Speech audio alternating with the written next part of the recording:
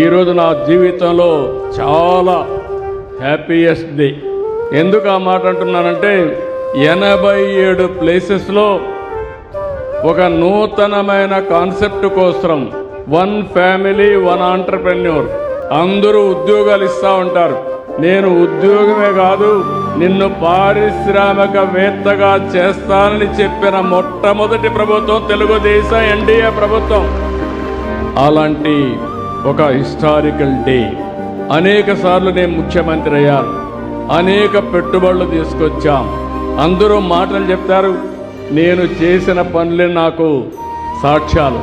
ఈరోజు హైదరాబాద్ దేశానికి ఒక ఆదర్శంగా మోస్ట్ లివబుల్, ప్రతి ఒక్కరూ ఉండడానికి అనుకూలమైన సిటీగా, దేశంలో హైయెస్ట్ తలసరి ఆదాయం వస్తుందంటే అది నేను వేసిన ఫౌండేషన్ అని చెప్పి మీ అందరికీ విజ్ఞప్తి చేస్తున్నా. భిన్నమైన పరిస్థితుల్లో 17 నెలల నుంచి ఈ కూటమి ప్రభుత్వం పనిచేస్తున్నాం. చాలా సమస్యల సుడిగుండంలో నుంచి మేము పనిచేసే పరిస్థితికి వచ్చాం. పెట్టుబడుల కోసం, మన యువత భవిష్యత్తు కోసం కన్న కలలు ఒక్కొక్కటి నిజం అవుతున్నాయి. ఎన్నికల సమయంలో ఒక మాట చెప్పాను.